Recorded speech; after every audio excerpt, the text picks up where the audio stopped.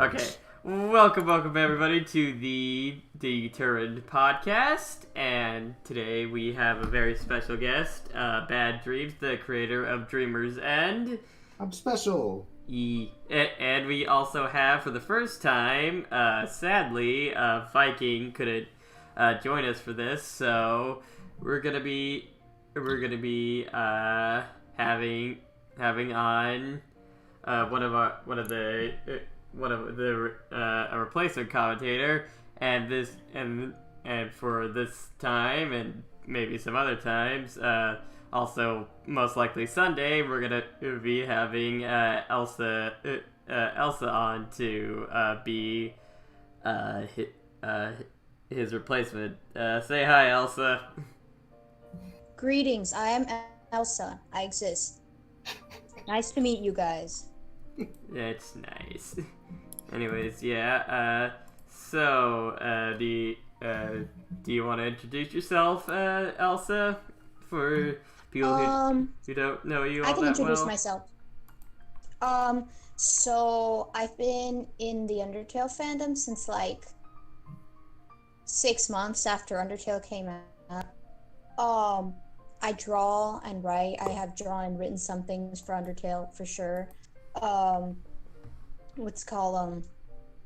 Me and my friend Liz ran the Safe Undertale Tumblr blog, and that's my only valuable contributions to the community. But I'm here and I'm willing to talk about things. I have talked about Undertale for hours, and I will continue to talk about it for hours. Yeah. Okay, that's good. Alright. There's a bug.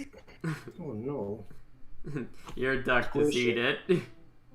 Gotta step on the bug. I can't, it's on the curtain. Oof. Alright. Curtains for that one.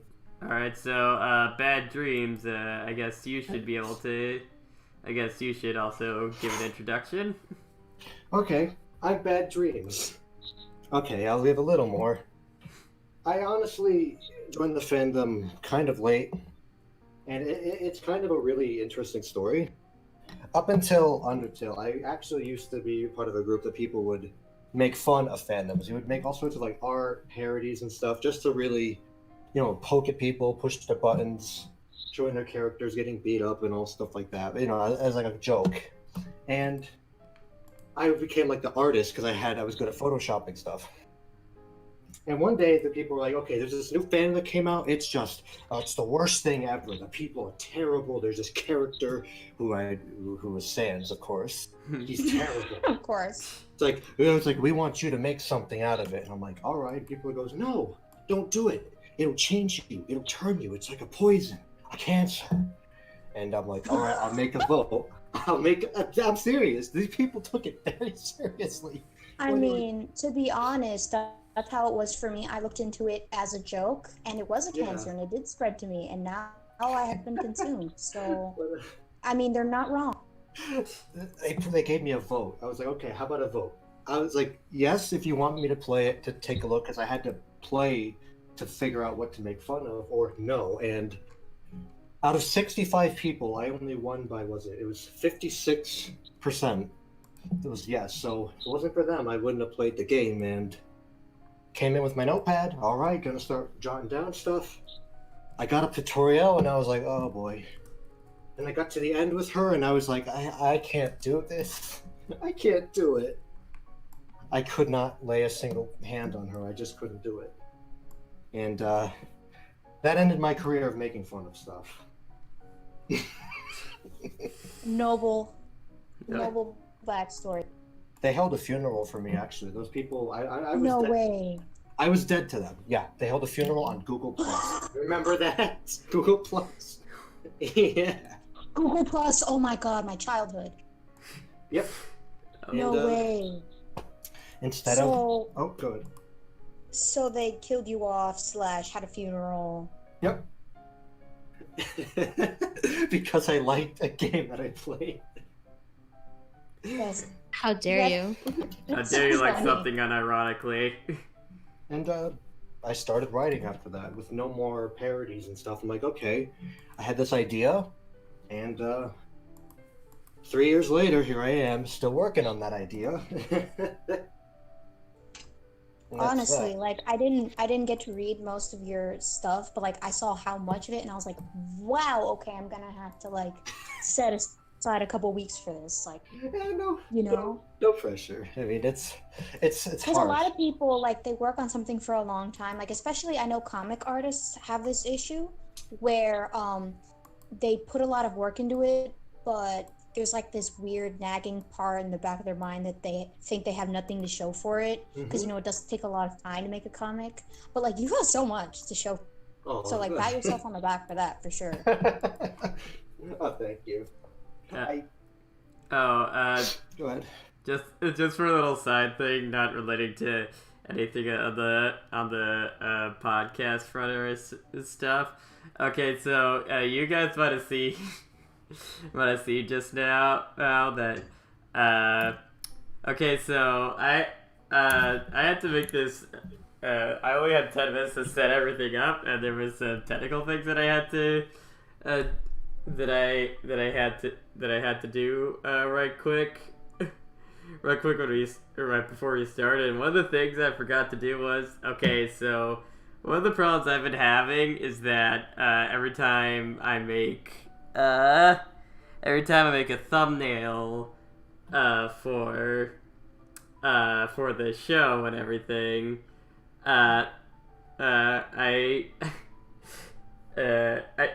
one thing, I use MS Paint, which shouldn't be used by anybody, and for two, I had the problem where every time I do it, I basically, like, instead of like putting like save as, like making a new image or something, I just put it as save. So Oh, no. so yeah, it basically like Every artist's fear. yeah, and It's up there with drawing on the wrong layer. No. or forgetting to or your computer crashing in the middle of stuff. If you want, I can make some if you are having that issue. I'm pretty good with art program. No, that's not really the problem that I'm dealing with. Basically, when I make the thumbnails and stuff, I basically use the background image we use in our regular podcast and stuff. But since I clicked save, I had to download a new version of a new copy of the background and everything for us to have a background image for this stuff. But the thing is, one of the things I forgot about was that we had the logo for us, like the determined podcast thing in the bottom of it, and yeah, so I had to just type that in right quick, just using using the text thing. Just about right now. So for the first 5 minutes of this podcast, all we had was a background and nothing that was indicating that this was actually the determined podcast. So yeah. You gotta be determined. They'll Stick figure to it the out. end. Yeah. Technical difficulties. You still haven't made an image for. I mean, I have an on break image for us, but but it's nothing. It's nothing special. It's like this meme that my brother made for me a while ago. It's made from Homestuck and stuff. But yeah, so I totally derailed the conversation. So yeah, let's get back to you. Alright. Bad Dreams. We have a couple questions. Like I said, I only had 10 minutes to set everything up, so I don't have many. But I'm sure the comment. I'm sure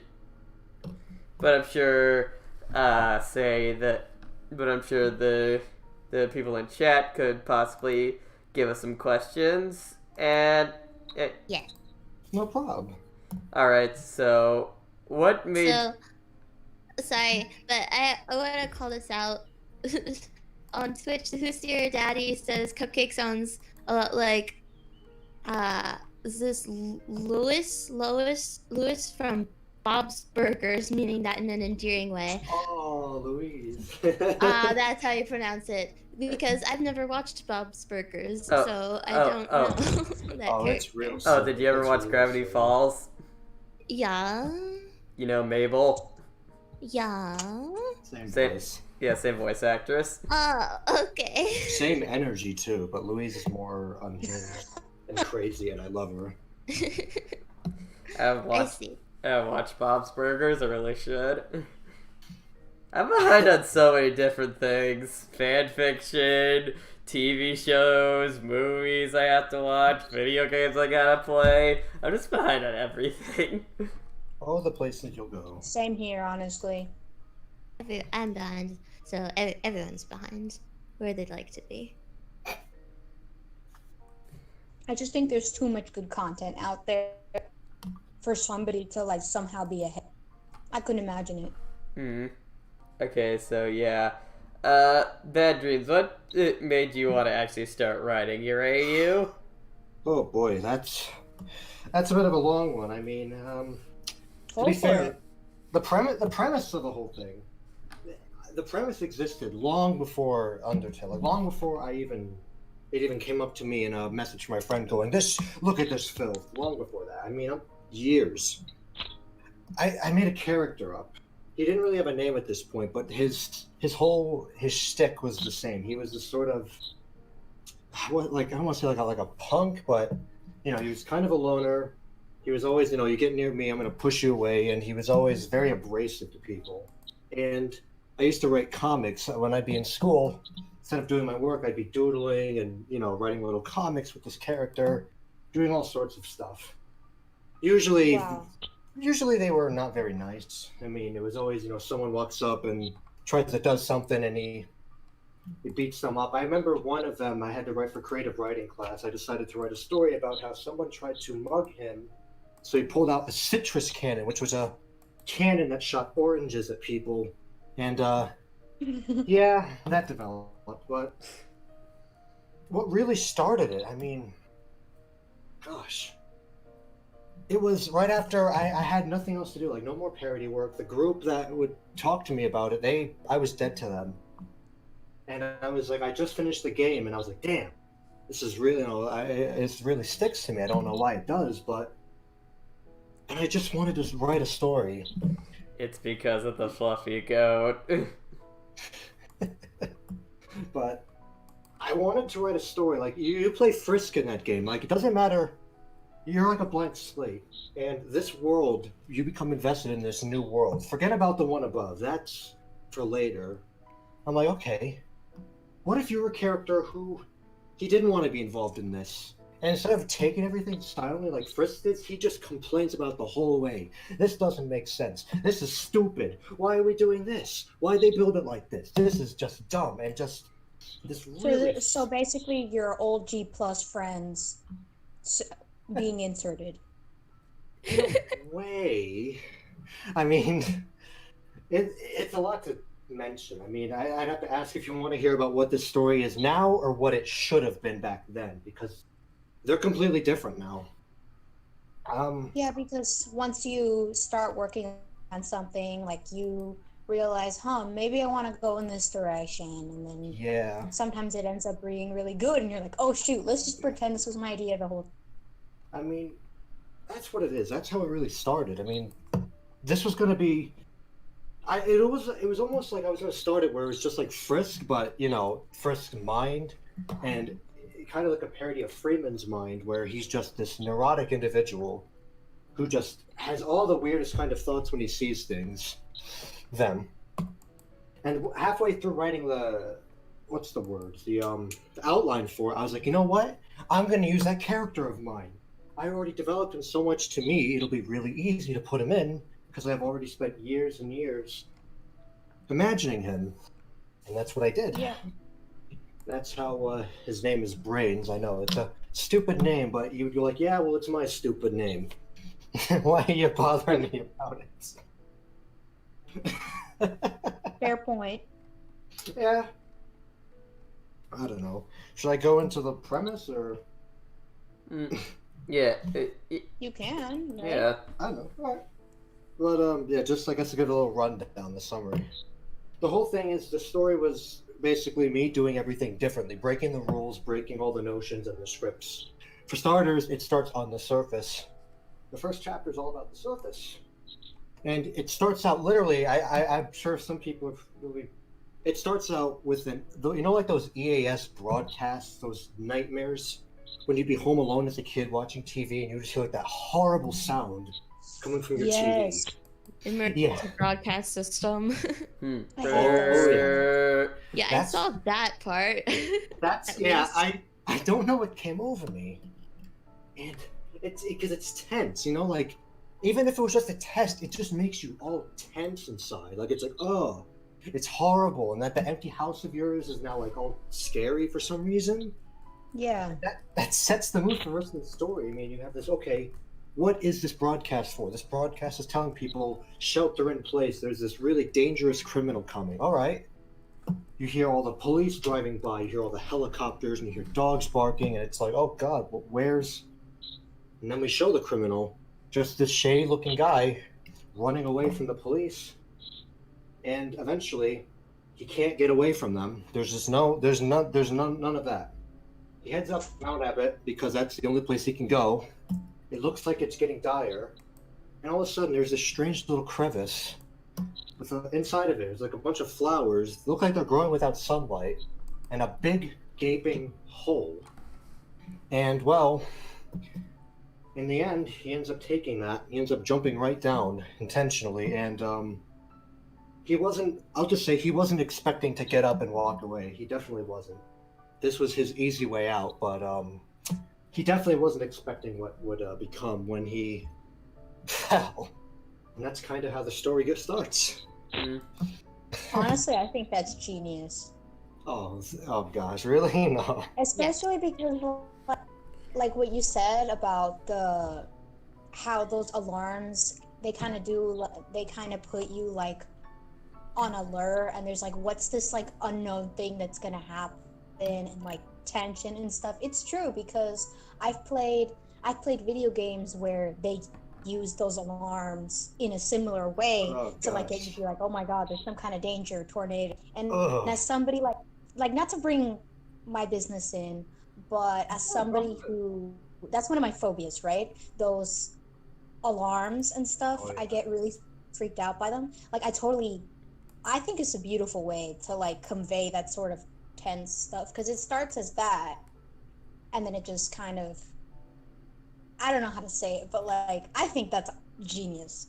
And like hearing your thought process about it, like kind of, God, thank you. That's nice, bro. Like, nice job. Thank you. Can I just say how much I appreciate that you actually made a video of like an actual fake emergency broadcast system going off, and I was just like, oh my gosh. Yeah. Oh my God, I forgot you did that. That is dedication. The funny thing is that it wouldn't be, if I just started with the broadcast, it wouldn't be good enough. I'm like, okay, it has to interrupt something. Like, that's what happens. You're just watching a show and then bam, this horrible noise. And the first 3 seconds of that clip where you see like the shoe being thrown at the elevator, that was actually an excerpt from one of my old parody videos I used to make on YouTube. I'm like, well, I might as well get some use out of them. And I just thought that was pretty funny. And except the laugh track, that was added in the original video. There was no laugh track. I could just feel like every time Bad Dreams gets a compliment, he's just like, oh really? I Oh my forgot gosh. when I made the video. I know, I'm still kind of hung on it, but I totally agree with Cupcake that that's some dedication. The only reason I didn't see it was because I was reading it through a text-to-speech. Oh yeah, no problem. No It reminds me of the time. Yeah. Okay, so I have some spicy new information for all of you that I haven't really told anybody else. Nice. Let me grab my water. Okay, so before I made Out of the Void, I made Out of the Void and the Flowers Trial and everything my personal AUs.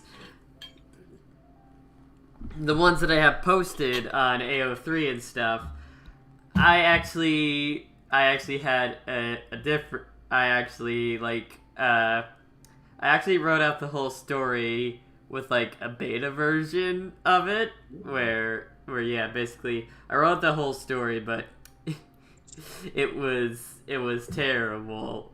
As in, as in, I didn't know how to break up paragraphs properly. I just I It was attempt one. Oh, don't do that to yourself. I did.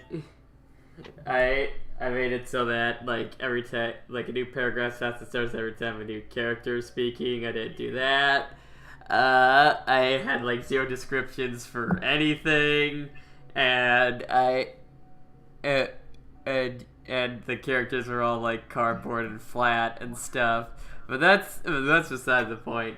What actually relates to this and why I brought this up was that for one section of it, I actually made a video which is now privated because of just how I feel kind of ashamed of it, where it was I basically made an Undertale AMV to like tell a bit of my story and stuff,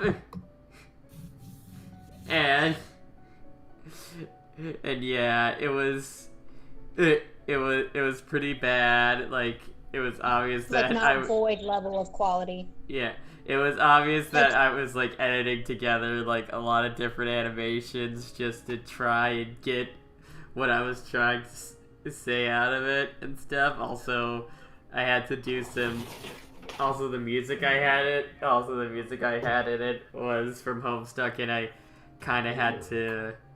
And I kind of had to download it illegally to get it because it was copyrighted. I didn't want to pay for it or whatever. So yeah, it was just the dumbest thing. I learned a lot for that first like draft or whatever. That's basically what it was. Honestly, it read more like wiki of the story than like the actual story itself. But without that first Yeah, draft, that's a way a lot of people start out their stories. Yeah. I've done it that way. so did I. Yeah, but and I was just like, this is my magnum opus, and I was just and thinking back at it now, it's like, really, your magnum opus took like 2 months to make? Yeah, okay. Time shouldn't be the decider of quality, but Yeah, I I agree think with that. It should. without that first draft, you have to think of it this: that first draft might have been the most important thing you wrote for a period, because without it, Over the Void, it wouldn't exist. Perhaps even this whole podcast wouldn't exist. Oh yeah, definitely not. I mean, like right See, during I wouldn't exist. you would. I'm not real after all. Wait, what? No. Oh, you're just like- imagining this overly sweet girl that still is like really into like freaky horror anime and stuff. I am just a figment of your imagination, Pasta. Booga booga. The boogeyman who haunts your nightmares. Oh, well. the most I mean, the A writing. haunting. the most terrifying of beasts. Not a lion, not a tiger, not a ravenous dog, not even some cosmic horror. Just Cupcake, just Cupcake looking over you while you're sleeping, going ooh woo. That's terrifying. Scarier than what I've written. T-pose to show dominance. No, anything with that. Now just imagine a duck T-posing. Yes. But I don't know about the wiki thing that you said earlier. The writing advice that like I've always heard is that you gotta know where you're going. So you know what I mean? Yeah. So I've always found the easiest way to find out where I want to go is to like write it out. Okay, this is gonna happen, then this is gonna happen, then this is gonna happen, without like starting actual bits of drafting. like an outline, basically. Just- A pre-outline. Just because like it's just So that way there's no pressure for it to like sound good or be decent. Sorry, I don't know if you can hear my family just being crazy and like throwing things. Oh, you're fine. Yeah, we can't hear it. Yeah, it's If fine. they're being insane, we'll never find out. We're all mad down here. But, Yeah, like I well, a literally little bit have crazy. I literally have folders in my cabinet. It's like right next to me. One folder for each fandom I'm a part of, with different notes and just like a bunch of writing, like not drafts, but like plot and like what happens. Why does this character do this? Why does this character do that? You need to come up with a way to fill this plot hole because it doesn't make sense. Blah blah blah blah blah. Like just me talking to myself on the paper, trying to figure out what it is that I actually want to make, you know? Sometimes the best stuff can come from when you're just even doodling mindless bits and paragraphs. Sometimes the best ideas can come out. You pull them out of that water, you dry them off, you polish them, and then you put them on the shelf, and now you have a pretty little choo-choo train going all across. Yeah, like so. Exactly. Like when you said that Dreams, when you mentioned that you incorporated an old OC of yours into your story, it really, like, not gonna lie, I felt like low-key called out because I did something very similar. Oh? When I was in middle school, I had these 5 characters that I would use for like vocabulary cards or like doodle in the sides of my notebook, and they were like very simple characters. Yeah. And I really loved them, but I'd never really had a plot or something for them up until I was in high school in 9th grade. There's this horrible teacher. I'm not going to get into details because this isn't about me. It's about you know, the creativity process. But anyway, this teacher assigned this project where we had to make a comic with some stupid unrealistic deadline. But I sat down and I looked at the requirements that, because she said, oh, you have to include this element in your plot and this element in your plot, whatever, because she was weird and she was like that. So I looked at the list of requirements and I looked at my characters and I'm like, well, they're right here and they're really easy to draw. So let me go for it. And I came up with this like crazy complicated story thing that I'm actually really happy with. And it's crazy to think that like it started with like stick figures, you know? That's why when you mentioned that, I was like, oh my god, you know, same dude. I feel like we were minted in the same press here because literally you could, same story, same idea, except high school, 12th grade, final project for English. I up until this, like, it wasn't until I hated writing. I thought I hated it. It's like, oh, it's stupid, you gotta do this and that, and you have to proofread. I hated writing because they told me what to write. They basically, you know, read this, regurgitate it onto the paper, there you go. I hated it.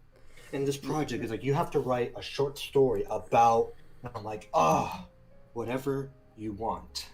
As long. And then you're like, oh. You're allowed to write an essay on this book, as long as the ideas the ideas you have in it are exactly the ideas we want you to say. Exactly. No. Yes. I don't know, like, not to sidetrack the conversation. Freedom. Not to sidetrack the conversation too much, but I'm not a fan of how many high schools teach writing. Like, I'm very against it. That's why I want to be a teacher, to deal with some of that, because I think a lot of how they approach it really stifles creativity and doesn't really allow people to, because the whole point of school, like in general, the main idea behind it is to expose you to like different fields and different things, so you can say, oh, I like doing this, I don't like doing this, I hate math, but hey, maybe I want to be a scientist. That's what it's for. And so when you like tell people how to explore it, that's when I have an issue. I think, you know what I mean? You and your students shouldn't be seeing the same curriculum. When you're a teacher, you see the curriculum, and then your students see how you deconstruct the curriculum for them, how you take it and how you put it, you know, you personalize it. You actually, how you make it, what's the word? I don't want to say fluid, but flexible. How they can take it and bend it and shape it to what they need, how they can learn out of it, not just this rigid. How they can interpret it? Yeah. Is that the word? Yeah, interpret. That's a much better word. But that's why I thought I hated writing. And by the way, when I had to take some extra credits when I went to college, I took creative writing, and I freaking loved it. Like, I thought, okay, it's just one credit, it's going to be a class. I thought it was the greatest thing ever. But going back, if I can, just to the high school thing, the story that I wrote was like, it has to be 5 pages minimum. You know, people would be trying to double space it and make the font bigger just to, you know, skimp off the top. And, okay, I had my character. I'm like, well, nobody knows, you know, I'll write a little story. And I don't know what happened, but it became 25 pages long before I knew it. And the teacher's like, okay, that's the max. She goes, okay, I'll come. I never realized I didn't have a max. But that's the max. Can you wrap it up? And I was like, yeah, sure. I had to tie it together with a pretty red ribbon, even though I was developing stuff about this character, basically the same one that's in this story in a way. And I turn it in. Very, very loose, vague, same story as Dreamers, and incredibly vague, like 2%, not even. I get it back. And next to my mark, which was okay, it was a great mark, but I'm terrible with commas, so I used too many, and my semicolons like to beat up the regular colons and take their lunch money when they don't belong. But Great metaphor. The teacher writes, like, she's like, see me after class. I'm like, uh-oh. It was a pretty violent story, but we, 12th grade, we were mature by then. She goes, this story, I was riveted by this. She goes, because you put your heart and soul in this. She says, I recommend that you take this, you make it into a real book. Like, you make a book and you publish this. Because I will help you publish this if you make this into a real book. And I don't want to say that was the thing that encouraged me, but it did in a way. Praise always will motivate people. I have a kind of similar story to that too. So I was in my high school's writing club for the last 2 years. I was in high school and stuff because the first year I didn't really give a shit about. The first 2 years I didn't really care about writing, and sometimes I would present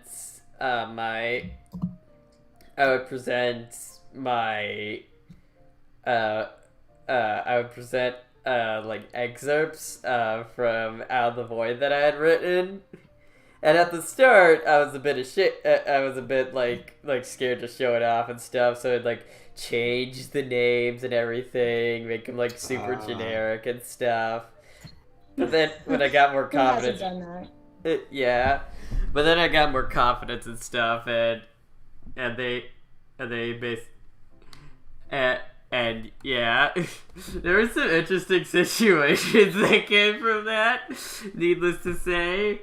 But one of them was that there was this monologue that like Asgore basically chewing out this one lady that was basically a Karen, not gonna lie.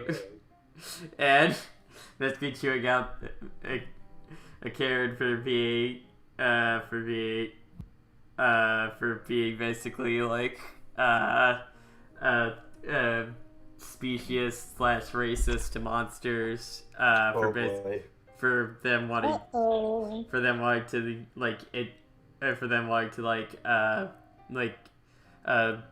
have like cross species relationships with humans and stuff. Oof. Yeah, that's not something you want to be prejudiced about in an Undertale fanfic. Yeah. Top 10 things not to do. Yeah, and Asgore basically chews them out and stuff. And that scene, for one, they really liked in the writing class, and for two, at the end of the year, they make a writer's book and stuff and everything. So that little excerpt from my fanfic is now written down in like a copy of that book, and like and like 20 something and like 25 something people now own that little egg serpent stuff and paid $2 for it and a bunch of other like amateur writing stuff. To find it. What? That's cool. Bad Dreams, you don't need to find it. I could literally show you it later if you want. I still have the book. I bought one myself. That's awesome. Yeah. That is pretty awesome, actually. I like that. Also, The closest thing I got to that was like I won an award for like this poem that I wrote after because I mean you guys don't know much about me, but I have 2 anxiety disorders, specifically PTSD and GAD, right? oh. But for some reason, like I'm trying to be vague because at the end of the day, the podcast isn't about me. But I'm still really, really well liked at my school, right? Mm-hmm. And so somehow I ended up being voted homecoming princess. Wow. Out of the Dreems, you know. And so it was kind of like, wow, like, but to a certain extent, I knew I was gonna win. I know it sounds really cocky. I knew I was gonna win because I know a lot of people genuinely liked me because I tried to be a genuine person. But there was like this weird experience where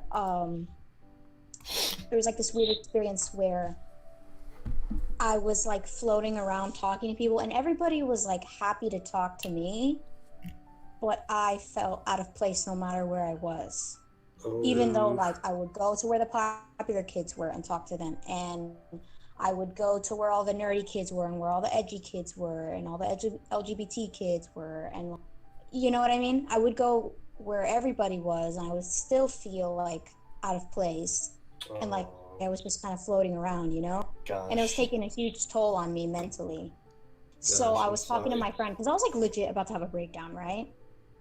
And I was talking to my friend, like my best friend. Mm-hmm.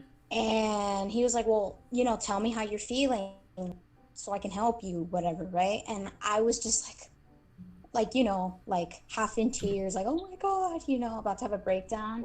And I was like, I feel like a piece of cereal. Just straight up. That's what I said. And he was like, what? What do you mean you feel like a piece of cereal?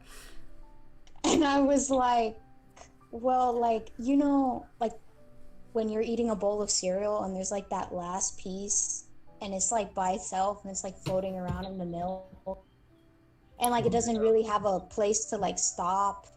It gets to the edge of the bowl and it ends up getting bounced back and then it gets more wet and it starts like sinking, you know? And he was like, wow, okay, that's deep. Right? So then when I was, so basically, what ended up happening, I couldn't stay for the whole party. I just couldn't handle it.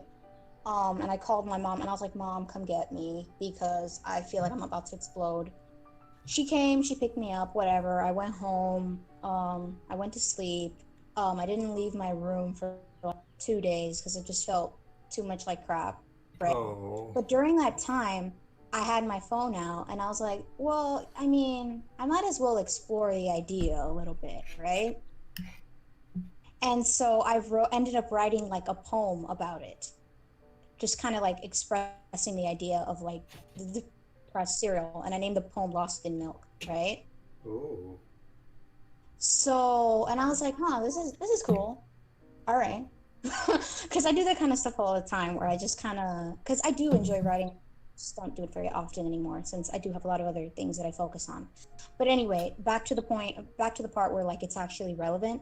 So we had an AP writing teacher. We have like an AP writing class or whatever at my school that I was not a part of.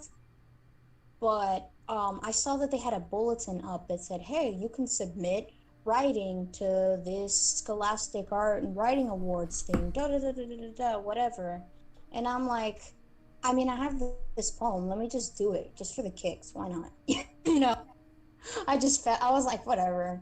If I don't win, I don't really care because, like, I didn't write it for that. You know what I mean? So I I went to go talk to the teacher about it because it said go ask like for more information or whatever, and like I had never really talked to that lady before, so I felt low key I felt like high key kind of nervous. I was like, oh, I don't know how I feel about this, and she was like busy doing other stuff, and I was like, hey, I wrote this poem and I saw that you guys had this contest thing. Can you like give it a look and like give me some constructive criticism and like see would it be any good to enter? And she's like, yeah, sure, message me, like email it to me, whatever she was doing, right? And I'm like, okay, I guess I'll message it to you. So I messaged it to her, and this is an interesting part because like for you guys it was like immediately it was like, wow, this is awesome, but like when I sent it to her, she sent me a message that said it actually hurt my feelings a lot because she said essentially what she said was that she thought the way that I was talking, because I compared anxiety and depression to how a piece of cereal would feel, she said it was disrespectful to people with those conditions, and it made light of the situation. Ridiculous. Right? That's what I thought. But like on the other hand, Yeah. I felt so vulnerable because like that was like me. Like to a certain extent I was the cereal, And it's like she was invalidating my experience. And so I was like, like when I get mad, I tend to like go on full essay mode and just like yell at people. I wrote like a lot of stuff, basically telling you guys what I just said, but I also did a breakdown of like all of the themes and all of the imagery and all the representation just to basically prove you're wrong, lady. This is an accurate and respectful representation of how that feels, right? That's what I did. And I was kind of like, and just, for lols, at the end, I said, I was wondering if you, thank you for responding or whatever. I was wondering if you had any other helpful comment. Helpful. And I said, sincerely, Elsa, So I was pretty like, oh shoot, maybe I shouldn't have sent that. Maybe that was too messed up. I think I screwed myself over. Oh, you were right. So then she sends me this thing. She sends me a response, right? Where she's like trying to cover her butt, basically. And she said, what's it called? Basically what she said is, when you put something out into the world, people are going to interpret it how they want. I was just saying that it didn't work personally for me. So I didn't want you to like take offense. I'm just giving my opinion because that's what you asked me to do. And so I responded again, and I basically said to her, just because she was saying like, oh, writing is art after all, and it's up to interpretation, And I said, yeah, but at the end of the day, writing, just because writing is an art and it's abstract doesn't mean there aren't concrete elements to it. I factually proved to you like the merit and the worth of this, right? I wrote a whole essay out explaining it to you how, it came to be and all of that.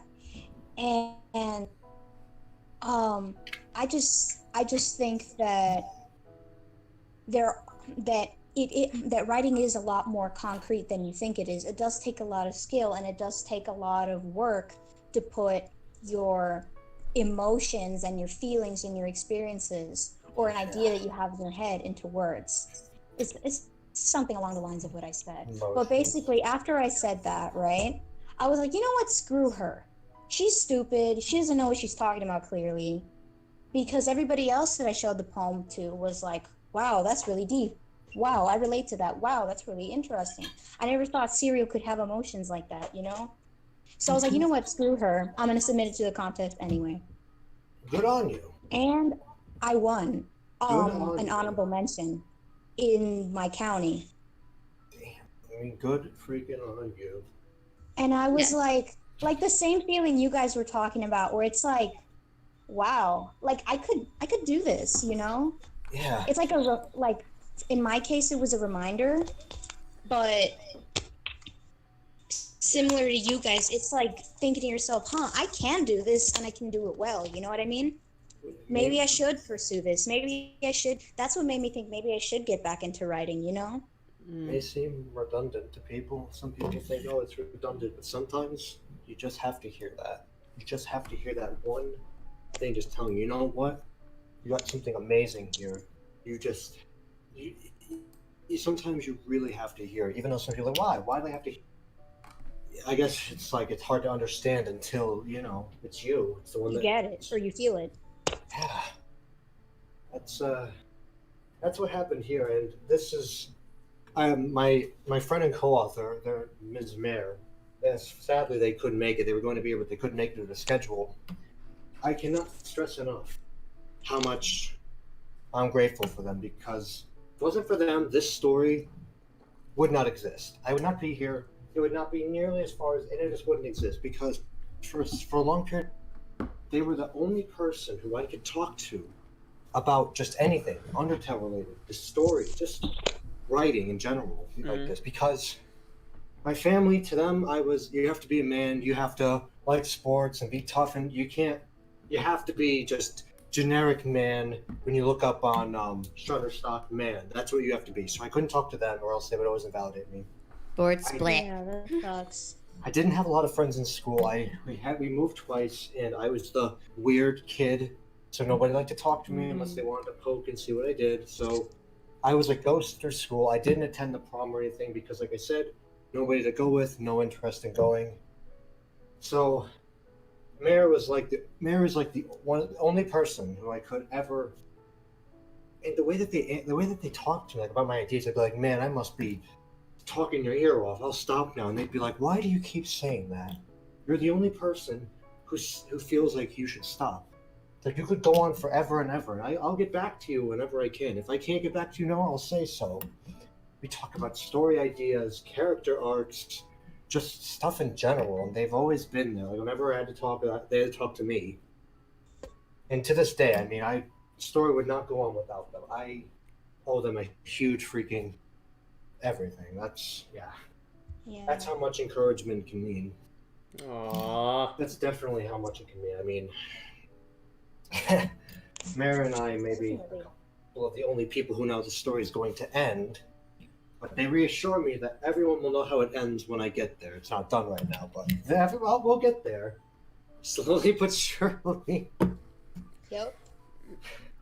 Alright, so we've been on a tangent So- for quite a while, and there's actually like a couple of questions actually in the Twitch Ooh. chat. Okay, so Ald here asks in the YouTube chat, for the YouTube chat, what do you like most about your story? What's the part you're most proud of? Oh gosh, that's really hard. Again, Okay. picking children. Okay. Well, because the story's really big. I mean, it was supposed to be just one book, and then it turned into 2, and then 3, and now I think it's going to be 6. Or that's Oh. 6. Oh. But what do I like the most about it? I don't know, because I'll start going about it. Like I say, I like how much I break the game, because that's what happens. This character, his name again, Brain, silly name. He's saying with a Z, just how it's said. You don't say laser, it's laser. It should be spelled with a Z. Anyway, he's chased by the police. He's done something real bad. He's got everybody after him. I mean, his presence causes a shelter-in-place alert. He falls down, and instead of just him, being taken into this world, it's, I have my own problems. I don't care about your world. I don't want to know about it. I just want to get out of here and get back to my terrible life. And you could imagine, he's a human. That's not going to happen. And his whole thing is, on the surface, they hate me because I'm a monster. But down here, you hate me because I'm a human. Make up your minds. Yeah. I don't want to say like it's like a one-man war, but he goes through the underground. Like, he cheats. He's a skeptical person. He doesn't believe in magic. He was not raised with fairy tales or bedtime stories. The world is a cold, calculated place, and this is all just a hallucination, a blob of undigested mustard, or a bit of bad potato. It's That's like what this alien to him. Bah humbug. Exactly. Toriel, she's a mutant that escaped from a government lab and came down here or something. Sans, well, I'm just not going to talk about him. I hate him. He's a real jerk. He hates Sans. Brains loads Sans. Papyrus, he's a screaming klaxomaniac, and but he breaks the game. I keep getting away from the point. I apologize, but he. That's one of your favorite elements, then. Yeah, the Bell Blossom puzzle. Why would I go through all this? I'm just gonna jump across. I'll just jump. Or, oh god, he doesn't like to take items. Like, why would I take a dirty bench quiche? That doesn't make any sense. He just drops it on the ground. He cheats. Undyne's house is locked. He breaks the window. Perhaps the Bluke's house is locked. He goes, well, I guess I better walk. And then he kicks the door off its hinges. Like, oops. He's a cheater. Magic attacks sometimes don't work on him because he has such a strong intention that a ball of fuzz from the dummy, it's just a ball of fuzz. And that goes into the other thing, but I'll keep it brief. Of my other favorite thing is I like to go into how determination works. It's not just the ability to reset. It can warp reality itself. And I try to explore the effects of determination on monsters, on things in general, and on humans. Because even he's so determined, actually affecting him. But to answer, that's why it's hard to have my favorite thing. I'd rather say it's determination or how I break the rations and everything. Rationale. All right. I have a question. This is from Cosmic Ally underscore. Okay, Cosmic underscore Ally underscore great on Twitch. They ask all of us. I have a question. What were your reactions when you first saw the Sans genocide battle? Oh baby, I only watched it in a YouTube video. I did not do genocide. I didn't either. I mean, I didn't do genocide, but I did play a Sans genocide fight simulator. Yeah, I also did that. And I beat it, so. But my reaction was, I've played that game, was it Tuhu? I was like, I've played Tuhu, I'm lunatic. You don't scare me. I'm not afraid of you. That's what I said. My friend made me play one of the nastiest bullet hells in the world. I am desensitized. This is walk in the park. This is baby stuff. And yes, put your money where your mouth is. And I did the simulator too, and he only got me because I didn't expect it. But it didn't take me that many tries. And if I could be there, I'd just be like, after I beat him, it's like, yeah, what did you expect? This is baby stuff. I've seen real nightmares. I'm still haunted by that game.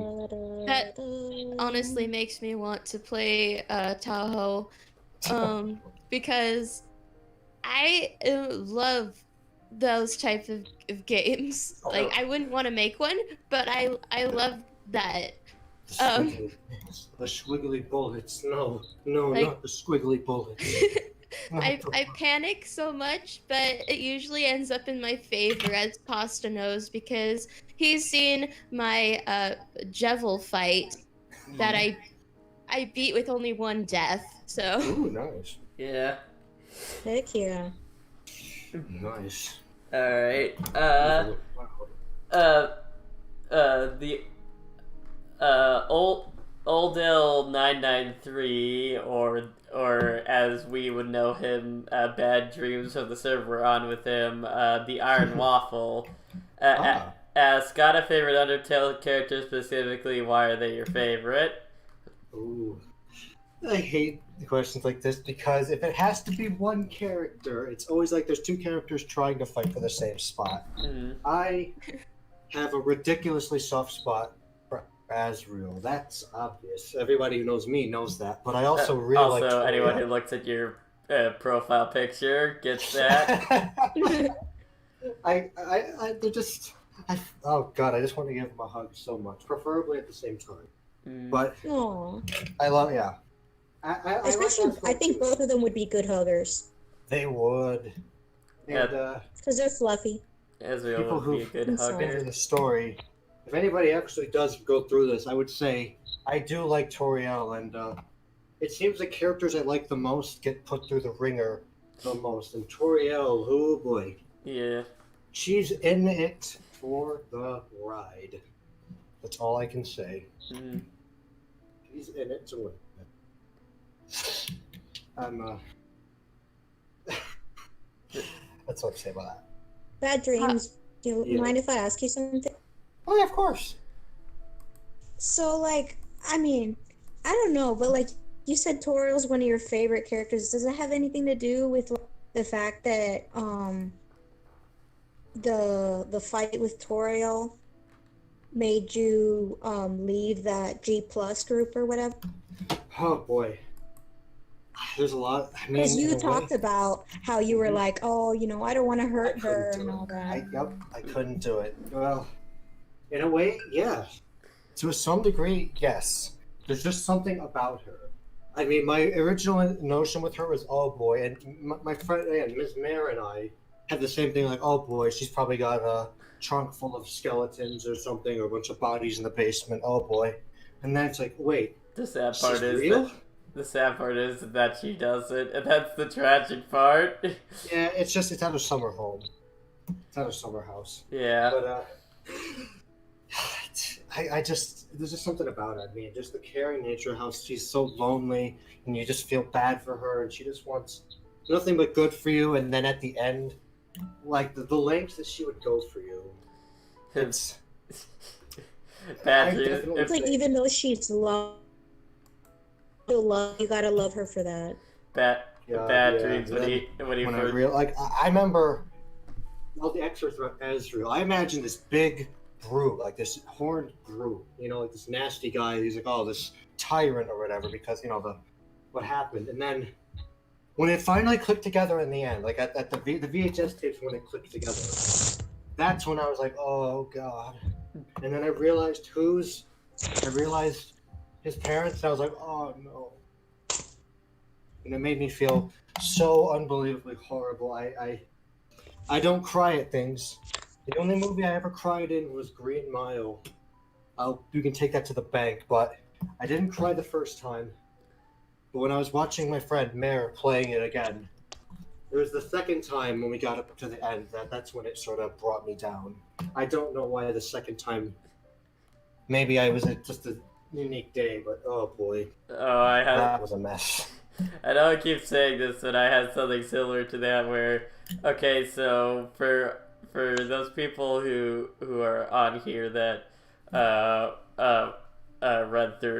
read through like Homestuck. I don't know if anyone on here has done that or anything, but so there was one scene in it where I watched the interspersed through the comic and stuff. There are like little animations and stuff to tell the story. Ooh. And one of the things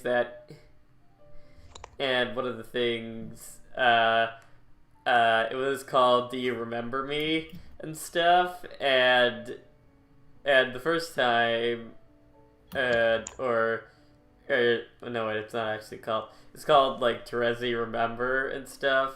And the first time I watched it, I was like, yeah, that's sad and stuff. But the second time I watched it, I was in class on my phone because I'd finished up my schoolwork and stuff, and yeah, and I was like off in the corner, just like curled up, just like watching stuff on my phone. And I watched this scene again, and I just started crying my eyes out. and I knew I had to hold it in so I wouldn't look like the weird kid that just like cries at their phone out of nowhere and stuff. Oh. Gosh. It moves you. Yeah, and it just for some reason that second viewing it moved me so much I just started crying and everything.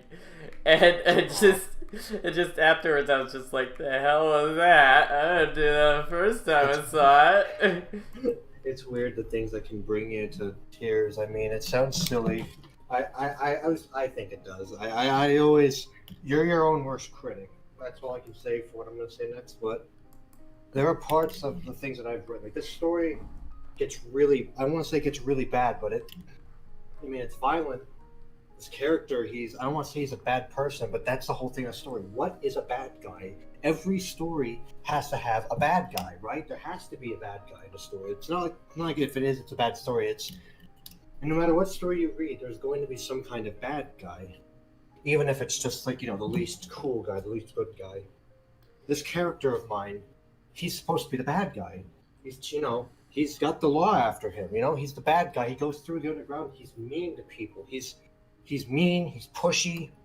He tells them, get away or I'm going to hurt you. And there's a part, eventually, after he can't take anymore, after Sans Papyrus, they actually kind of put him to the point that he actually has an inventory with him. And there was a part that I made one person have to stop reading because it was too much for them, where he had a backpack when he fell down. And he feels threatened. He pulls out, he has a shotgun. He has a sawed-off shotgun.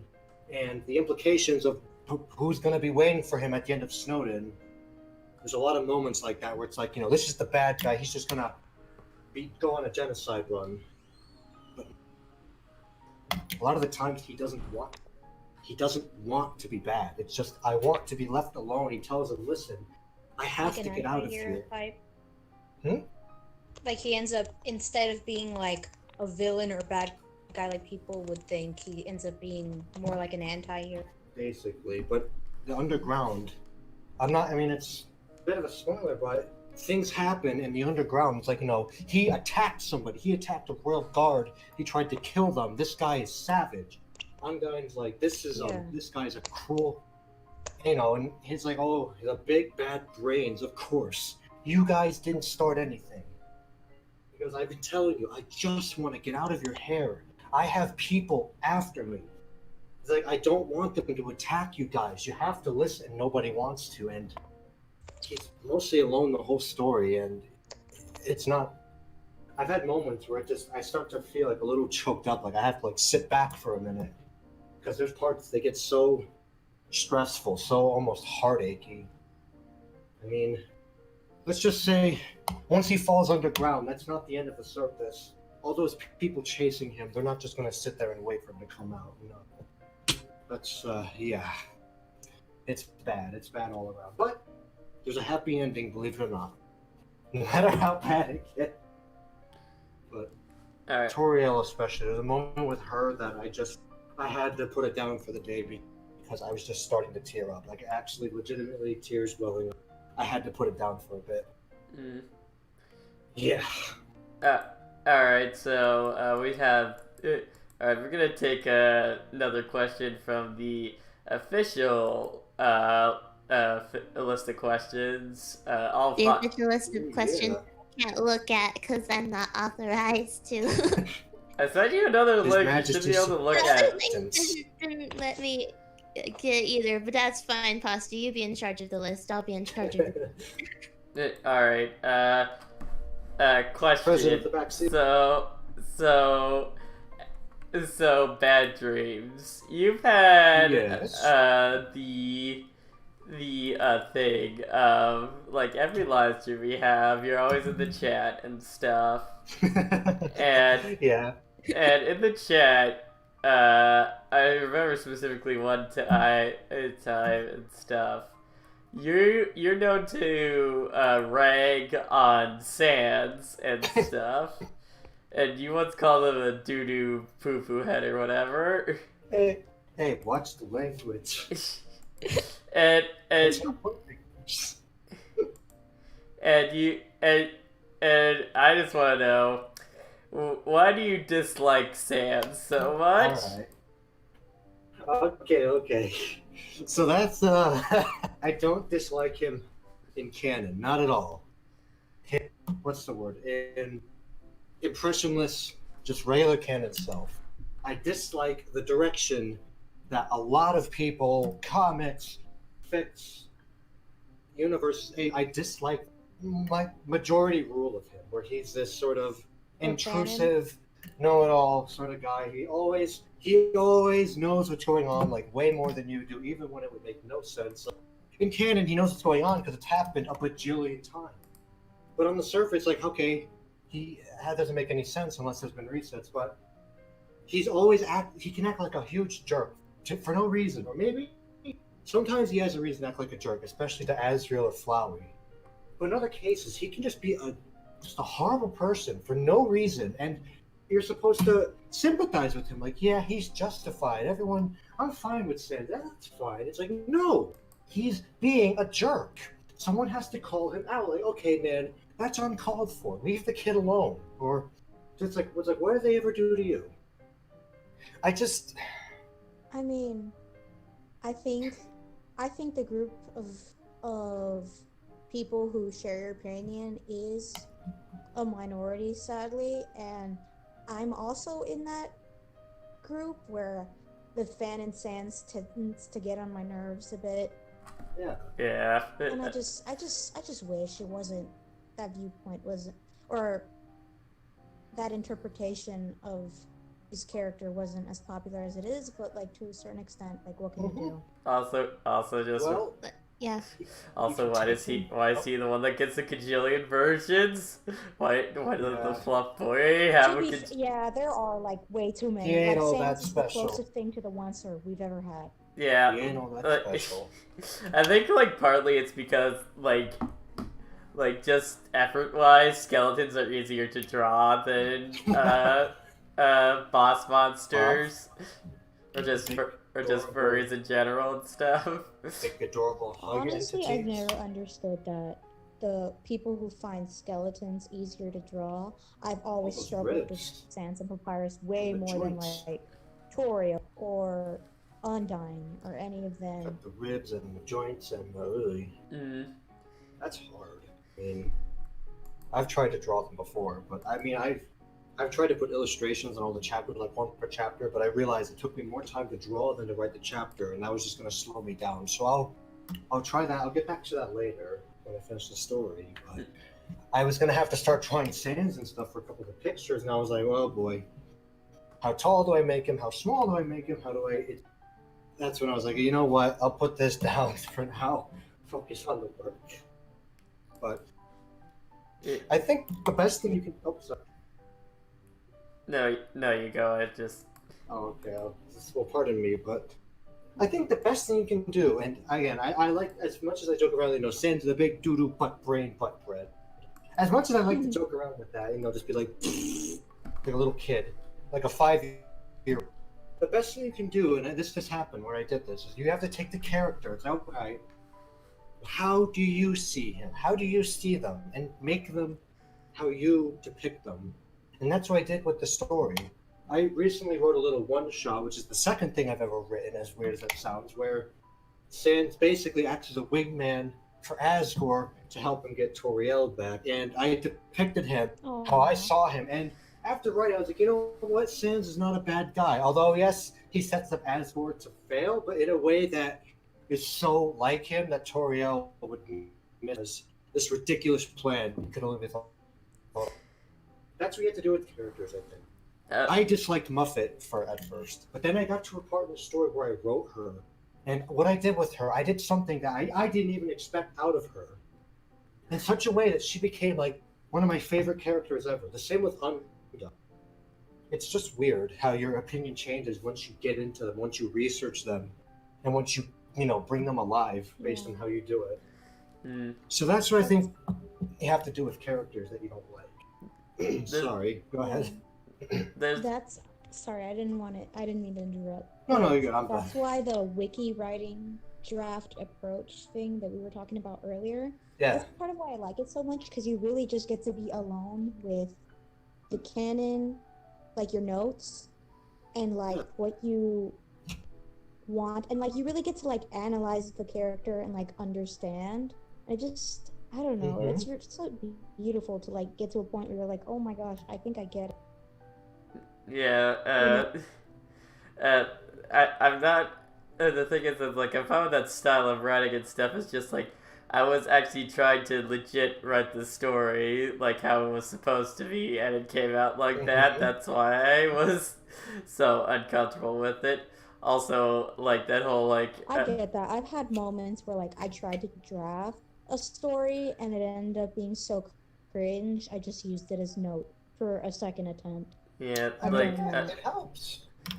speaking of like the Sans like wingman thing, I've had like this story like wrangling around my head for like a couple of days right now, where I'm thinking of like in my AU as Asgore and Toriel do get back together and stuff. Yeah. After a couple of years and everything, but I was thinking about writing a short story where it's like it takes place in my AU. It's like and Asgore like secretly like decides to go like on a date with like on a date with on a date with another woman and something, but that Gasp.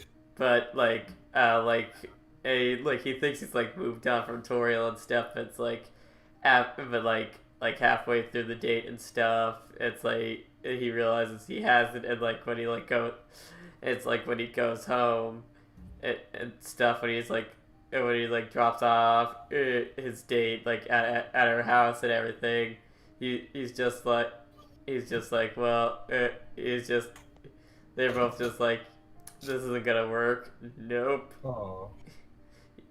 They're made for each other. I'm still hung up on my ex-wife. Aw. That's rough, buddy. Gotta get back together. Which they do. Yeah. Can I say something a little like it's in topic, but it's also out of topic? I mean, we've been going on tangents this whole podcast, so. So, I know it's kind of weird, but ever since I saw Coco, which if you haven't seen, you must see it. Coco. It is. Oh, I so love good. that movie. I feel like Hector and Imelda's relationship kind of is what I would think of Toriel and Asgore's relationship as. Huh. Like Hector, he still Honestly, loves her. I but- agree with that. That's a good not bad. observation. But Imelda feels that that he has wronged her family, and so she has cut him out. But she still somewhere has feelings for him. Like, it's like, don't you touch my husband? Like, that is the love of my life. Do not touch him. And then he's like, I'm the love of your life? I don't know. Honestly, I'm all for that headcanon. You know what? Can I have that? Can I steal that from you? Sure. We can Not a share problem. it. Guess in the lending library. Alright. Gosh, I mean, that whole dynamic with the two boss monsters, I mean, I'm definitely going to address that where we always say, oh, Asgore, it's all my fault. It's like, no. Victoria, hold on, you're not perfect. You abandoned everybody and you ran away to go hide and stew in your own feelings while your whole kingdom was falling apart. My character gave a damn about them. She would probably look to Toriel and be like, you're an idiot. Look to Asgore and be like, well, I think you're scum and you're a murderer. You actually, you got some good points. Like, honestly. But of course, his whole thing is, you're also a monster and you tried to kill me for no freaking reason when I wanted to leave. So, you guys should get back together. The world's about to end anyway, so,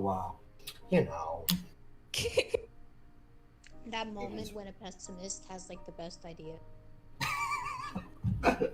Yes, exactly. World's about to end. Shut up and make up. I'm out of here. And drops the mic. I'm outies.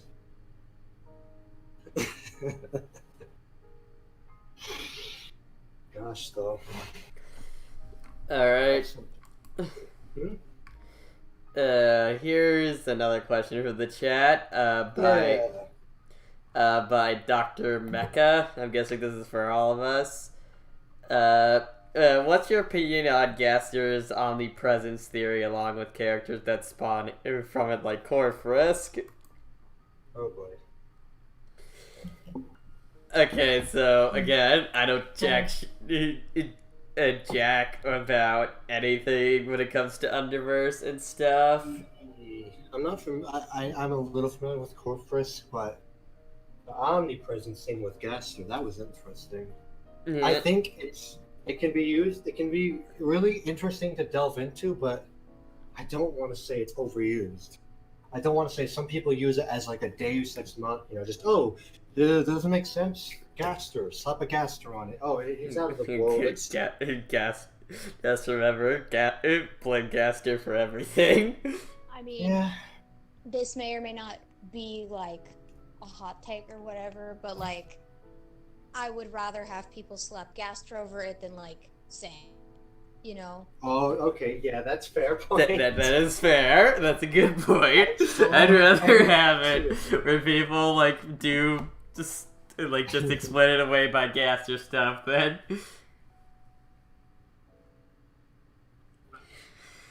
Fair enough. All right. That's a very good question. It is for you, bad dreams. That was really deep. How did you come up with Asper? Which, for those who I don't honestly don't know much about Corfrisk. I don't think I ever got into it. Okay. Okay, guys, can you still hear me?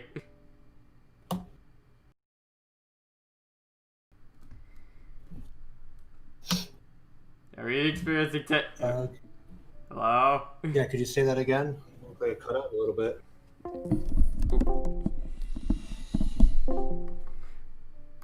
Oh, flip.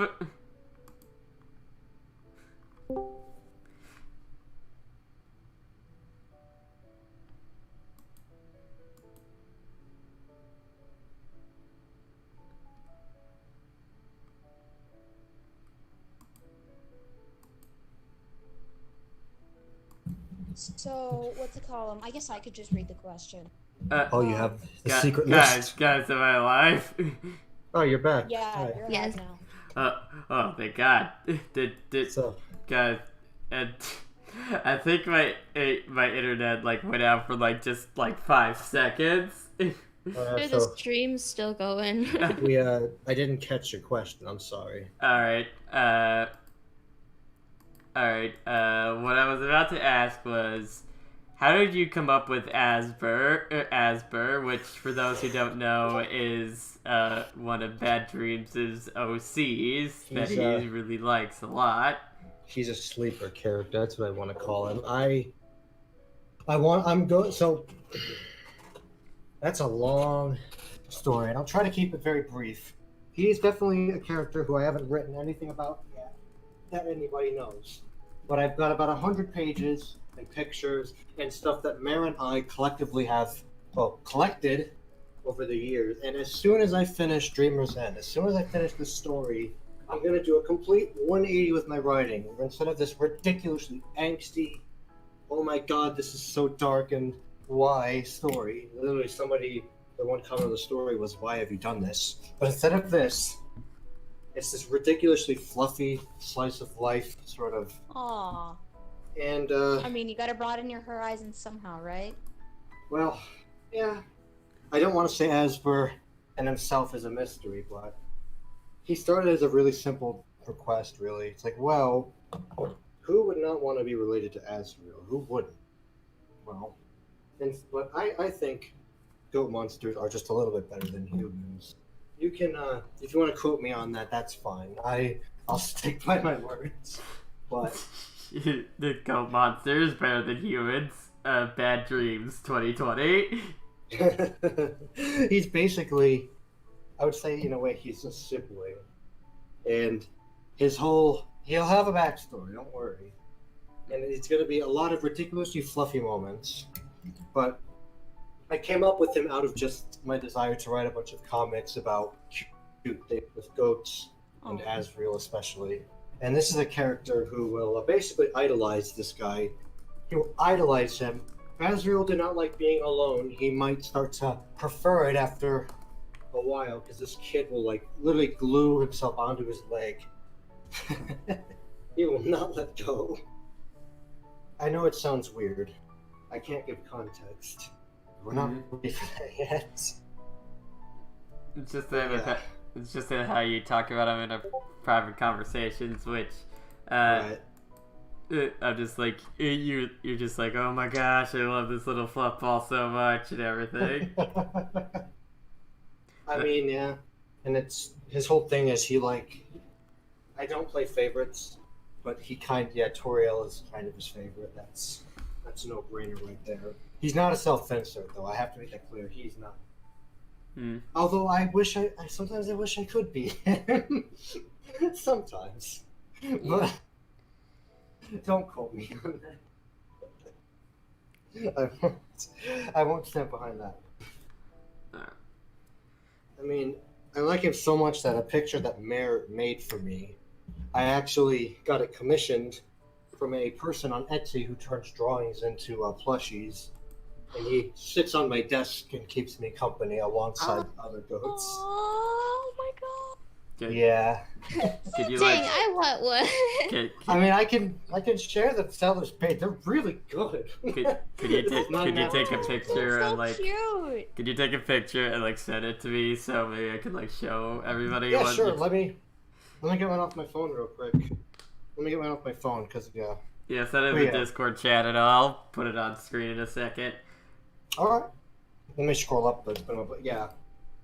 The funny thing is, in the picture too, we drew him. He has a little stuffed animal. It's like this little stuffed rabbit.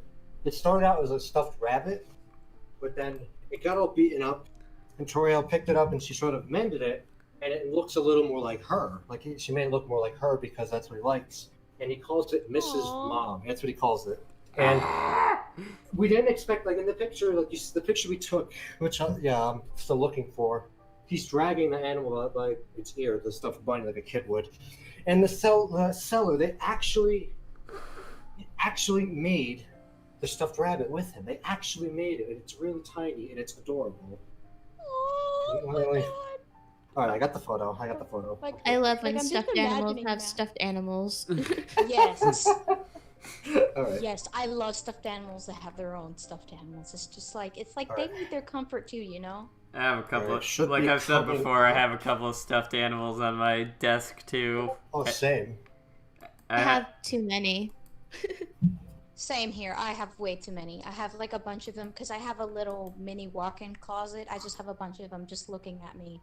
Most of them I've had ever since I was like 5 years old, so they're all really old by this point. They're still in good condition because I love them. Good. The notion that you outgrow them is complete baloney. You Yes. do not outgrow them. If We can anybody all says agree on that, right? if anybody says you're too old for stuffed Absolutely. animals, they say, okay, you're too old. You're too old to have something that you like and that comforts you. Wow, who knew that we outgrew that? We outgrew something that we like and it makes us feel happy. You're an adult now. You don't get happiness. You don't get comfort. No. And that's the part where you say, well, I guess you shouldn't, have snacks. You shouldn't have like cars. You know those people who like they have, I gave up toy trains or whatever, and now I have like big boy toys. I have boats and cars and all this stuff. I'm like, bro, how about I take that? All right, I posted the two Too old? You're too old for fun and comfort? I should take those things. Yeah. All right. There's the little first guy one- right there. The first one's the stuffed animal, and then the one below is the picture that was used to create him. His whole deal is that he's ridiculously fluffy. I mean, literally, it's just fluff. There's barely any monster in there. It's just fluff. Fluff. It's all fluff. Yeah, my stuffed animals. I got a little. Yeah. It is. I got. Yeah, he's a. I have a Yoshi on my desk. I have a Raichu, and and I have Retzko from a Gretzko. Yeah. They're all cute. Also a bunch of just figurines and stuff like of have some amiibos like Mario and Luigi. Also have some other Pokemon stuff. They're beautiful. I just love plushies. There's just something. They're cute to look at. You put them on your desk, and if you need, you can just give them a little hug if you need. They're there for that. Right. I And they love don't them. even judge you. They don't even say anything. They're just like, yeah, I know. You need some love. It's all right. Exactly. Take your time. Just the That's how the plushie. Oh, sorry. Go ahead. yeah. Speaking of plushies, my brother has I have some pretty cute plushies, but my brother probably has the cutest one out of all of us, which is a Pokemon called Rowlet, which is basically a cute little owl thing, and it is just the cutest little plushie I've ever seen. I wish it was mine, but it's actually just my brother's instead. My goodness. Yes. Alright. Like, the only actual character that I have a plushie of, other than like Winnie the Pooh from when I was like 5 years old, is Sayori from DDLC. Ooh. I actually have a really good Winnie the Pooh type thing, like exactly the size of how Winnie the Pooh would be in real life and stuff. And me and God, yes. and me and my brother Jealous. both technically own it because like it was like ours collectively when we were like really little and stuff, and it's still in like super good condition and everything, and we're both just like, okay, whoever has kids first gets to give their little kid this amazing little Pooh Bear doll. Oh, that's so Hon- sweet. Honestly, to bring it back to like fandom just a tad. Yeah. I've always been like my very first. If I'm like completely honest with myself, my very first fandom had to be 101 Dalmatians when I was Ooh. like 4, and I still Doggos. have my Pongo, because I used to Aw. draw art of them. I still have my Pongo. I was also really obsessed with Blue's Clues, and so I had like 4 of the same exact Blue's Clue plushie.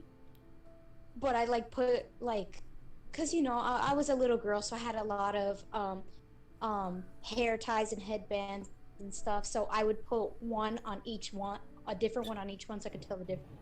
Aw, I had a Steve too, that's a perfect. plushie Steve, and he was actually really cute. He's a little cutie. I have a lot. I have like 3 Cliffords. I have like a ton. I have a ton of like Blue's Clues plushie, like still here and still next to me. I also have a couple Chihuahuas from that one Chihuahua movie that Taco Bell did a promotion. Like I have a bunch of.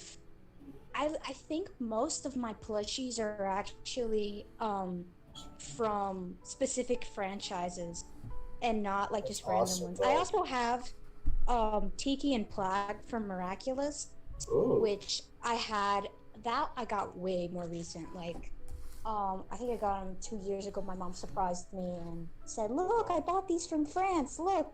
And they're both Aw. so cute. They're so cute and fluffy. I'm like, oh my god. I love it. Let's see here. I've got Toriel, and then there's Azriel. There's another one. It's Azriel again. Oh hi, there's another Azriel. Etsy.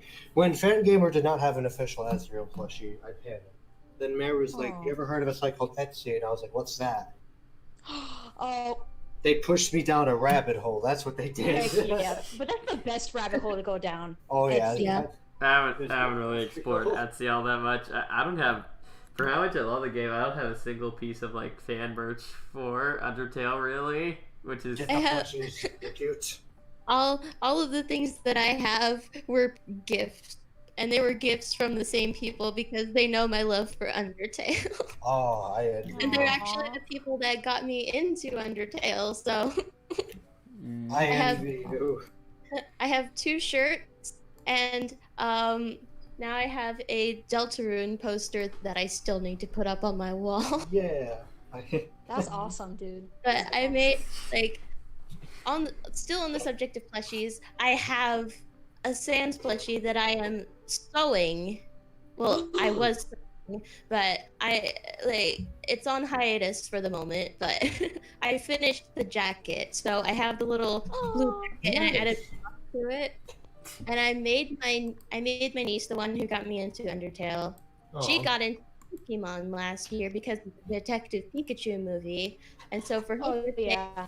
I made her a plush, really soft and fuzzy Detective Pikachu. That's adorable. Oh, it's so cute. Made him a little hat and everything. Ah, Of course. of a little course.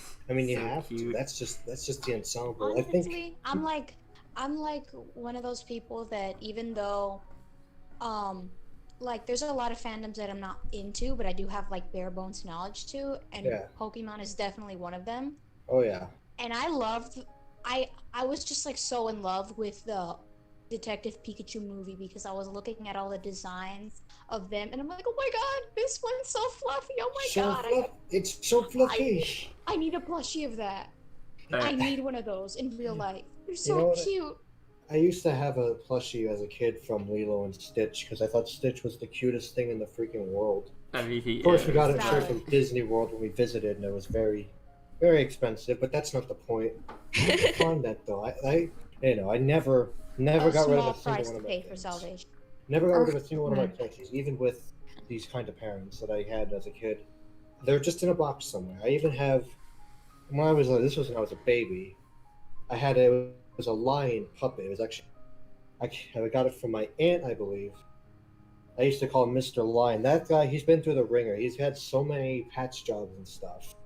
But Oh, yes, yeah. to this day, I still have him. To this day. You just don't get rid of these things. No, I'm don't not a enjoy them. fan of getting rid of plushies and No, stuff, especially when I've can't. had them for a long time.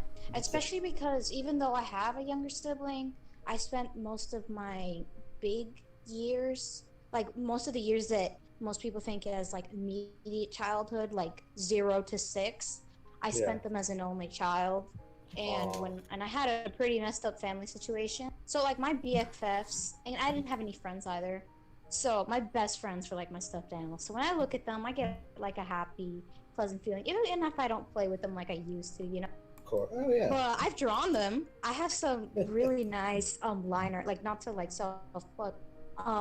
I used a couple of them as like models when I was learning how to use brush pens and like Aw. traditional inks and stuff. And it actually looks so good. I was like, oh my god. I love it. I have I love art. it. I just made art of like some of my iconic, because you know, like as a kid, I've always been the kind of person that, oh, if it's not from like a franchise or whatever, I'm giving you a name and I'm giving you a personality, and you don't have a say in it. You know. So I had this one dog that looked like she was rolling her eyes, and I was like, okay, your name's Drama. I like that. And then Drama's best friend was this little tiny dog that doesn't look much like her and was much smaller. And I was like, okay, and your name's gonna be Mama, because you know it rhymes. Oh, Drama and Mama. it's perfect. It was great. But Drama is actually the one that I drew.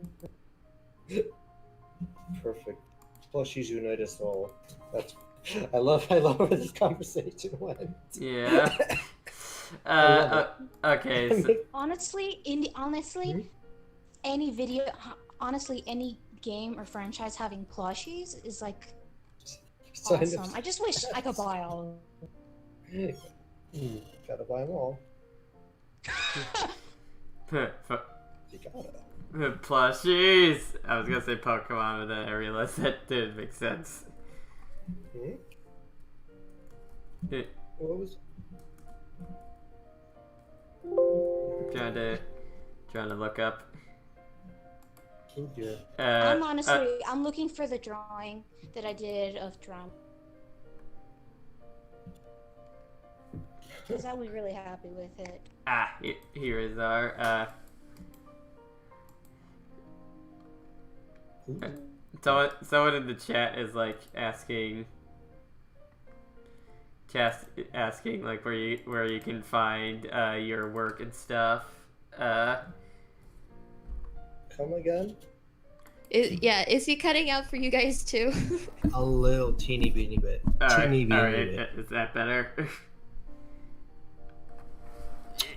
Pause. We actually need to start like linking the creators and their works in the descriptions of the videos. Yeah, I really should. That's the thing we should do. There we go. You seem to be back. Oh shit, I thought the podcast crashed. Alright, yeah, so I put a link to his works. Oh, I thank you. Yeah. And, okay, so, because of some circumstances outside of my control, we're gonna have to end it pretty soon, so let's get... I know. So, yeah, let's get... I mean, it's certainly better than us going for, like, 3 hours like we did, last week. That But, wasn't a horrible thing. yeah, but anyways, Yes. okay, so we're just gonna get through the last two main questions, then we'll probably sign off. Maybe we'll do like Okay. one. Maybe we'll do like one more from the chat and stuff. All right. Okay. All right. So, all right. So, bad dreams. What? My question for you is, what do you think? What do you think you identified with Azrael so much? Oh god, I don't know. Well, I'm only gonna say this one thing, only because I want to just give it a fair shot. I like goats, first of all. They're like my favorite animal, but that had nothing to do with this. Just because It's just a when I- plus. yeah, it's a plus. I mean, it's like yes, it lines up. I don't know. It's just there's just something about it. I mean, the tragedy of it, and maybe the fact that, of course, I like Toriel so much, and that I want to see her happy again too, and that there's just something about a kid being alone that I just don't like. You know, like losing their favorite plaything, or losing their friend, or in this case, losing his parents. It just sort of hits me in a way. It's it's hard to explain.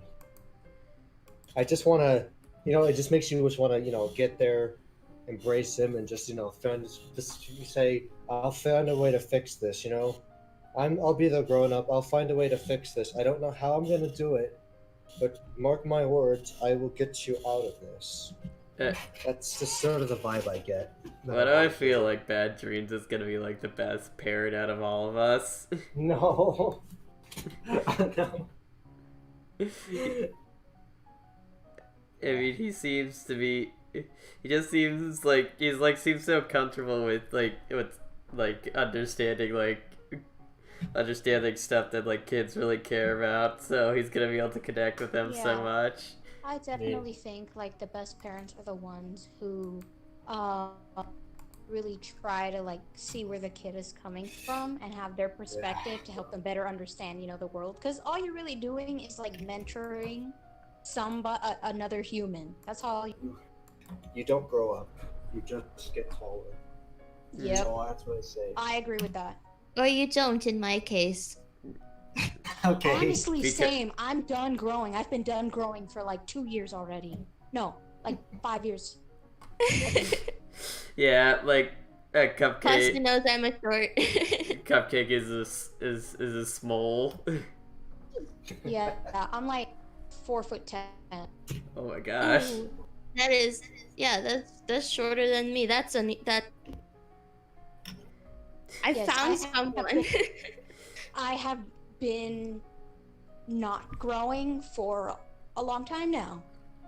Yeah. And my 10-year-old kid brother, he just keeps going. He just keeps going. Yeah, I think he got the tall genes. I'm 5 foot like 7. I'm like supremely average height and stuff. But that's kind of a miracle considering both my dad and my mom are both like the shortest members of my family, and I'm actually taller than both of them. That's hard. It's just that in my family, people tend to be either short or tall. There's not a lot of medium people. Yeah. They either get the short gene or the tall gene, and it's pretty obvious by this point that I got the short gene and my brother got the tall gene. That sums it up. All right. We got it now. All right. One last question. This is like asking like big theme in your story and such. Okay. Why were you so interested in putting the military like as a big thing into your fic? Oh boy. Okay. So the military. Well, I so mean, it's I no know sp- some of it because of like our private Yeah. conversations So and stuff. there's no spoiler to that.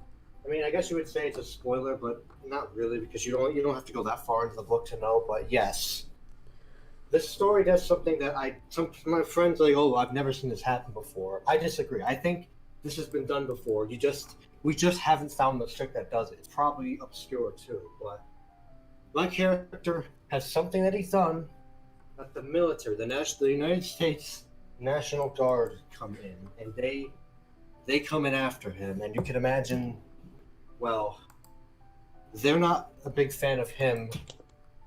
You can imagine what happens when they meet the monsters is probably, well, I won't say, but I guess Chaos it's just ensues.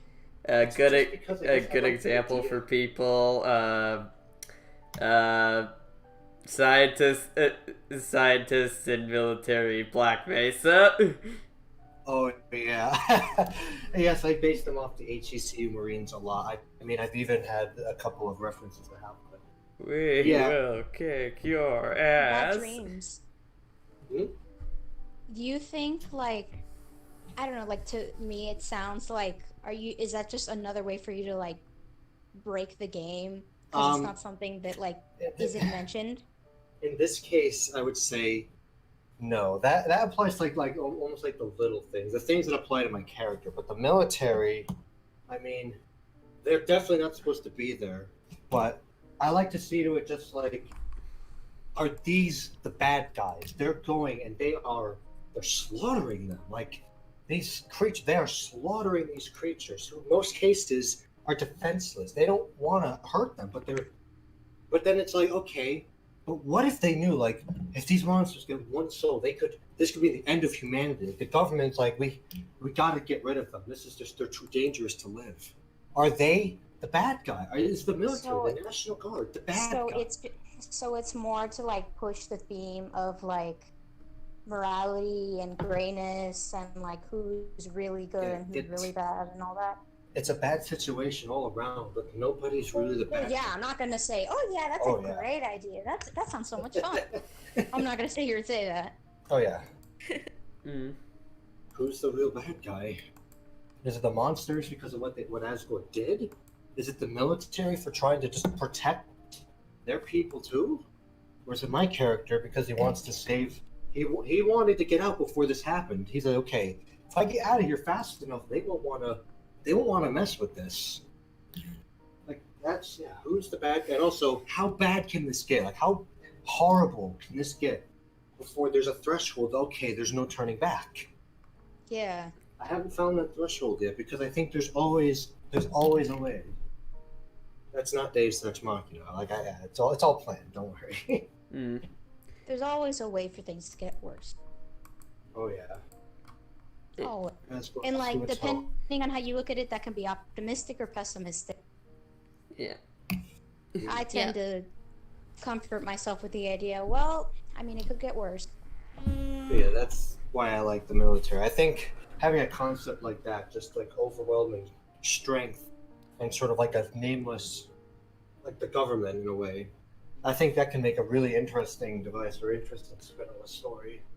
Yeah, because it kind of like going back to like back when we were like in school and stuff, and it's talking about like different types of conflict. You've got like man versus man and like society or whatever, but also like other organizations, and it just I don't know. Like I think that's cool because it's food for thought. And when there's food for thought, you did something. So I'm like, I mean, I don't know. Again, I didn't read much of it, but this sounds like my kind of thing. Oh, it's just, I one more digression. We love loves to be ambiguous, to cliffhanger you. It loves to make you think things, but when you get to the halfway point, it's like, okay, it's doing that ambiguity thing again. So it wants me to think this, and then it ends up being exactly what you thought, just to mess with you. This story likes to be mean, but it likes to make. I don't like to just say, okay, this is what happened. I'll just show you the aftermath, and you can piece together a good theory on it. Like midway through the invasion, you find Alphys's lab. It's empty. You see the door has been blown open, and that there's dust coming out from the cracks, and that there's bullet casings all over the ground. You can imagine a pretty nasty scenario of what happened. Yeah, that kind of reminds me of at the beginning of the podcast when we were talking about the kind of emotions that the TV alarm and stuff gives you, where like you're not sure what's going on exactly, but you know it was bad. Yeah. And your mind just fills in the gaps, and you're like, oh my god, oh no. Yeah, Flowey never saw this one coming. Definitely not. And on that note, we're gonna end it here. It's been a great time having you on Bad Dreams, and also a great time. Thanks for having. And also, it's been a great time with you being here, Elsa. And if you guys enjoy her, she'll be joining us next time for the next podcast. Which the next podcast actually has a date for once. It's gonna be sometime on Sunday, and we're gonna be interviewing someone who I've had some experience with because of one of the Discord servers I'm in, and someone whose work that I really should read because it does seem something right up my alley, but that's what the next couple of days are for. And we're going to be interviewing the wonderful, the Archmage for next episode. A pretty big fanfic creator. And yeah, and also possibly in the future, this is a little bit of a kind of big announcement, but possibly sometime close in the future, we'll be able to have the creator of Inverted Fate on here, which... Oh, yes. Hopefully. Yeah, hopefully. I think they'd be... Give it a shot. There's nothing concrete about it, but they'd be wonderful to have on. And yeah, so next episode, the Archmage, and beyond that, we'll just see. So yeah, once again, thank you all for joining us. I hope you all have a wonderful night and take care.